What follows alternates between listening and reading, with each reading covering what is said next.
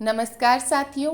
भाद्रपद मास की कृष्ण पक्ष की एकादशी को अजा एकादशी और अन्नदा एकादशी के नाम से जाना जाता है।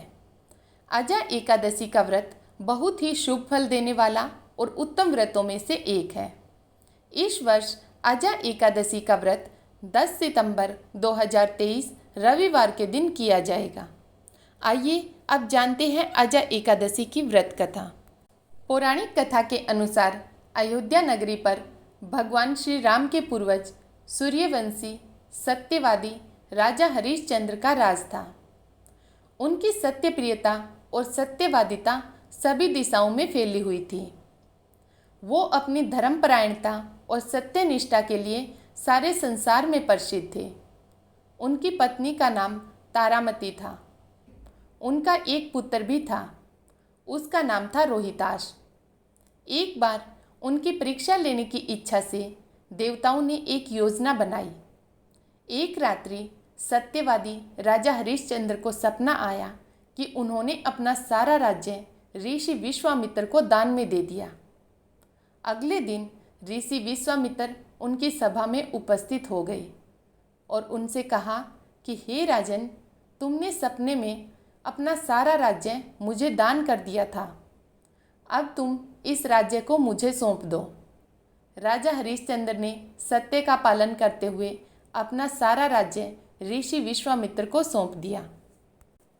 सारा राज्य लेने के बाद भी ऋषि विश्वामित्र ने राजा हरिश्चंद्र से दक्षिणा में 500 स्वर्ण मुद्राओं की मांग की। राजा हरिश्चंद्र अपना सारा राज्य और सारा धन तो पहले ही उन्हें दे चुके थे। अब उनके पास देने के लिए कुछ नहीं था। तो ऋषि विश्वामित्र को 500 स्वर्ण मुद्राएं देने के लिए उन्होंने अपनी पत्नी तारामती, पुत्र रोहितास और स्वयं को भी बेच दिया। राजा हरिश्चंद्र को एक चांडाल ने खरीदा था। उसने उन्हें शमशान में मृतकों के परिजनों से शवदाह के लिए कर लेने के कार्य पर लगा दिया। एक राजा से एक चांडाल के दास के रूप में जीवन जीना बहुत दुष्कर कार्य था, परंतु राजा हरिश्चंद्र बहुत ही सत्यनिष्ठ और दृढ़ संकल्प शक्ति वाले थे। उन्होंने परिस्थितियों से हार नहीं मानी और संघर्ष करते हुए बहुत समय बीत गया। सौभाग्यवश एक बार महर्षि गौतम ने राजा हरिश्चंद्र से भेंट की। तब उन्होंने महर्षि गौतम से अपनी सारी व्यथा कह सुनाई और उनसे उस परेशानी से निकलने का उपाय पूछा। राजा हरिश्चंद्र की दुखद कहानी सुनकर महर्षि गौतम को बहुत दुख हुआ। तब उन्होंने राजा हरिश्चंद्र को अजा एकादशी के व्रत का विधान बताया। राजा हरिश्चंद्र ने अजा एकादशी का व्रत करना आरंभ कर दिया। उधर राजा के पुत्र रोहितास की श्रपदंश से मृत्यु हो गई। उसके दाह संस्कार के लिए रानी तारामती राजा हरिश्चंद्र के पास पहुंची। तो राजा हरिश्चंद्र ने अपने कर्तव्य का पालन करते हुए अपनी पत्नी तारामती से मृतक पुत्र के शवदाह के लिए कर मांगा। तब तारामती ने अपनी साड़ी का पल्लू फाड़कर कर के रूप में राजा हरिश्चंद्र को दिया।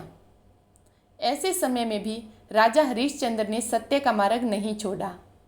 यह देखकर आकाश में देवता प्रकट हो गए और उन्होंने राजा हरिश्चंद्र से कहा कि हे राजन, आपने सत्यनिष्ठता और कर्तव्य पर परायणता का जो आदर्श प्रस्तुत किया है वो अनंत काल तक लोगों की स्मृति में रहेगा।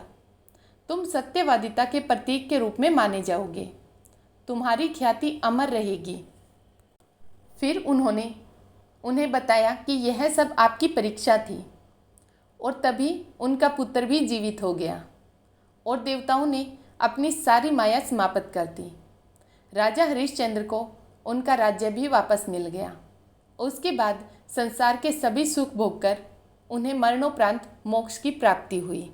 हरि ओम विष्णु।